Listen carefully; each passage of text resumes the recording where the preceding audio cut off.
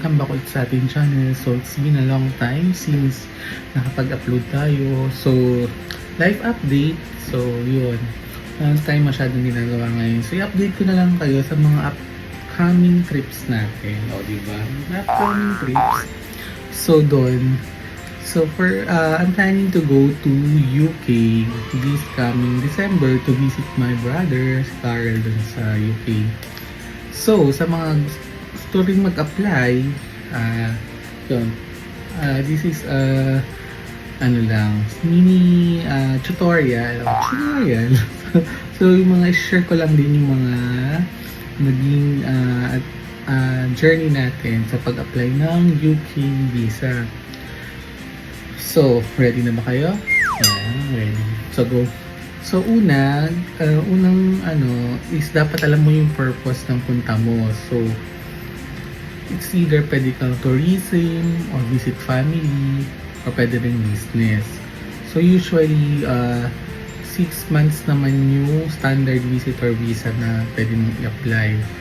So, ang first step natin is mag-apply muna tayo ng mag-fill out tayo ng application online, which is nandun naman yan sa website ng UK visa from the Philippines. So, i-type nyo lang yun.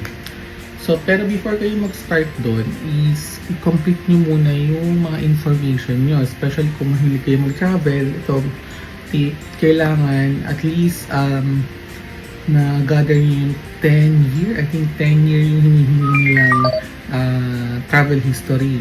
So, lagay mo din kung saan bansa kayo, anong purpose na pinuntan nyo noon. So yun. Tapos, tinatanong din nila yata kung nagpunta ka dun sa mga specific countries. Like, tulad sa akin, nagpunta na ako ng US. So, ilalagay mo rin yung kung how many times. Yun. So, isa pang kailangan mong i-prepare is syempre, yung information mo sa mga like, yung latest kang passport at least valid siya within 6 months prior to your travel. And then syempre kung yung sa finances mo, i-ready mo na lang. Ko rin yung invitation letter galing sa kanya na punta nga ako doon. So yun, so kung ready na yun, ano pa bang kailangan? Yung birth, ako in-scan ko rin yung birth certificate. So i-ready mo lang din yung lahat. So, meron pa, yung kailangan, kung ikaw yung mag-finance sa sarili mo, so kailangan mo yung i-ready yung proof of income mo, like ITR, payslip, if you have credit card na may lines, i-go mo na yan. Tapos kapag namang may sponsor ka, so kailangan syempre yung invitation letter, yung proof of income nila doon, yung certificate of employment pala nila doon. So yung basta yung mga supporting documents na kaya kanilang i-sponsor doon. So yan, so kung ready ka na, punta ka na sa online, so sa UK government yun na website. So type mo lang sa Google, lalabas na yun. So it will take about siguro mga 10 minutes, 10 to 20 minutes kung mabilis ka mag-type. Kung konti naman yung travel history mo, matatype mo na yun agad. So, after mo nun, ma-fill out meron yung dulong portion nun, yung parang sign off na yung mga yes, no lang din kung yung sample sa mga security or something like that. Kung meron ka bang mga history ng criminal case, syempre no lang yun kung wala naman talaga, di ba? So after no, meron kang sa dulo na may sign off. So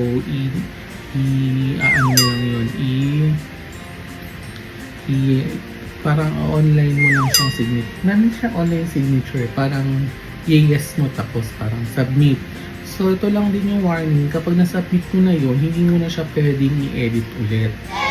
So mas maganda na kung hindi mo pa rin tapos naman pala siyang fill outan yung online application form, so you have to pwede ka naman bumalik.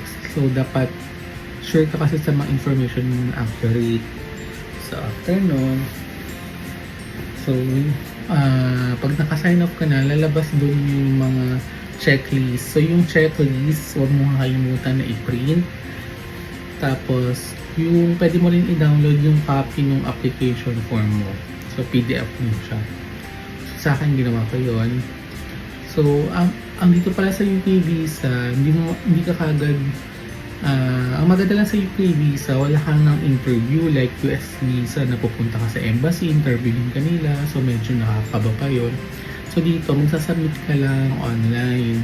So after mo mag-submit, click mo na yon, may bayad na siya. So depende yun sa amount ng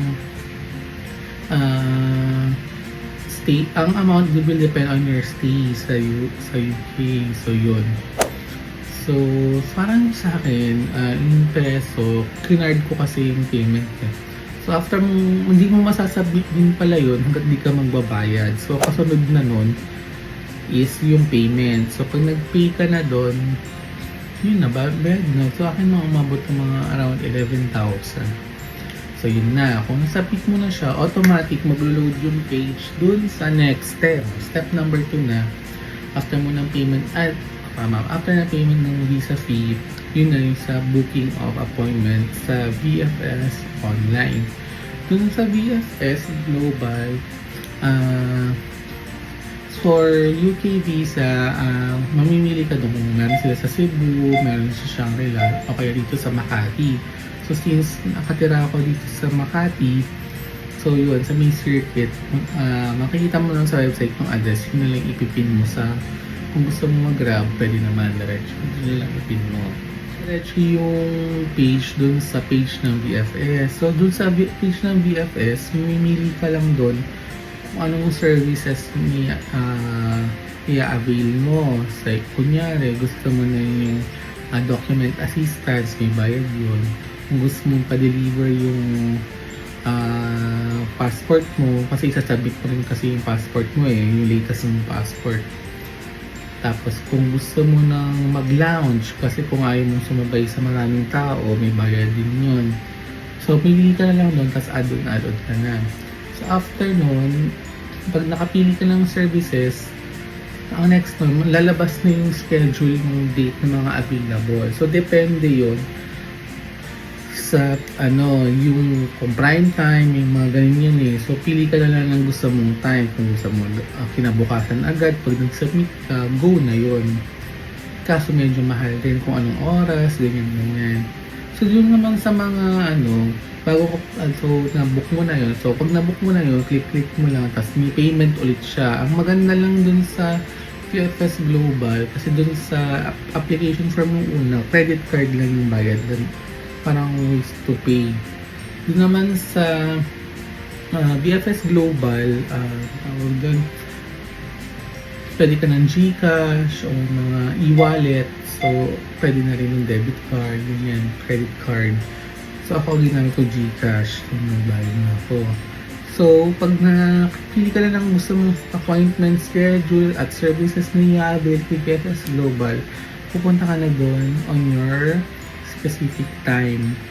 So, ano yung mga kailangan dalhin or i-prepare before ka pumunta sa VFS Global? So, kailangan first of all, yung mga supporting documents mo dun sa application form mo. Pero ang pinaka-importante dyan muna is yung passport mo. Dinala ko rin yung copy ng birth certificate ko. Tapos, syempre, i-print mo lahat ng mga supporting documents, don't forget, sa A4. So, sa A4 siya lahat. So,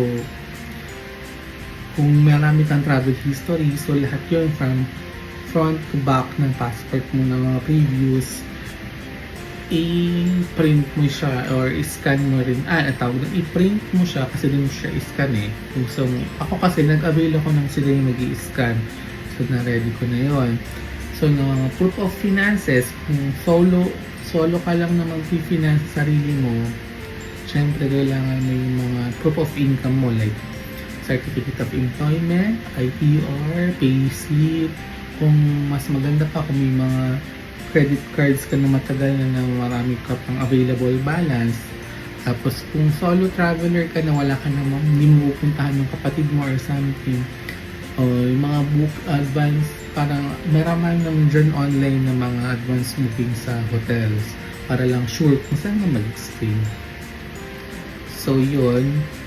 Tapos kung sponsored naman yung trip mo, yun. So syempre kailangan rin ng proof of income ng mga sponsors mo. Saka kunyari kapatid mo, like kapatid mo, so kailangan meron din siyang parang birth certificate para makita na pero kayo ng parents.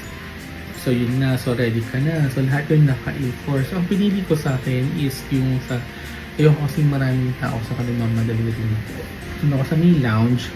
So dun sa May Lounge, so pagpasok ko, nakapalit ko yung appointment letter ko, and then yun, so inuminal kami nila ako. So yun, may kape pa yun. So parang konti lang kayo doon. So ang ginagawa sa VFS Global, so kukunin nila yung mga supporting documents mo, tapos yung latest mong passport. Tapos papasok ka dun sa isang room, so kukunin nila yung biometrics mo. Sa biometrics, so lahat ng fingerprints mo sa kamay. Tapos ganyan, tapos ganun. Tapos i-picturean ka nila.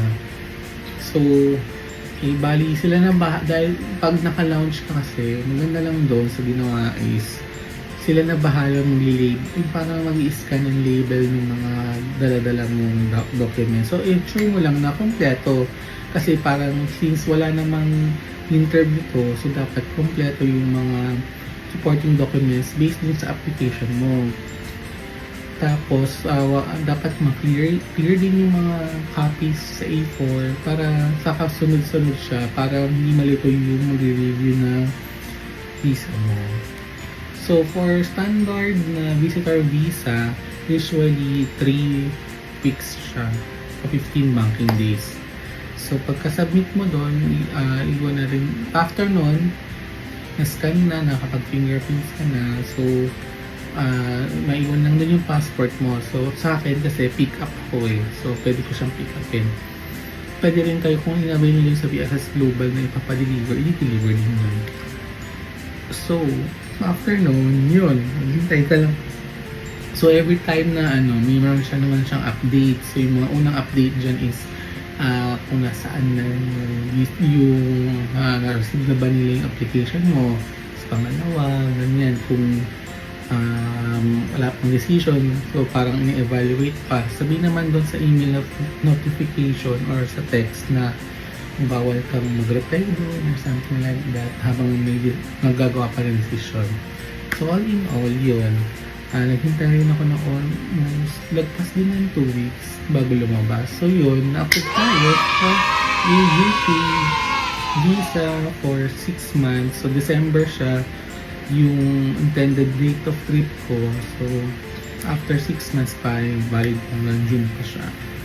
So, ayun, I hope na may natutunan kayo, o diba? So, excited na tayo, i-vlog din natin yung punta natin ng UK. Yun na muna yung update. Bye-bye!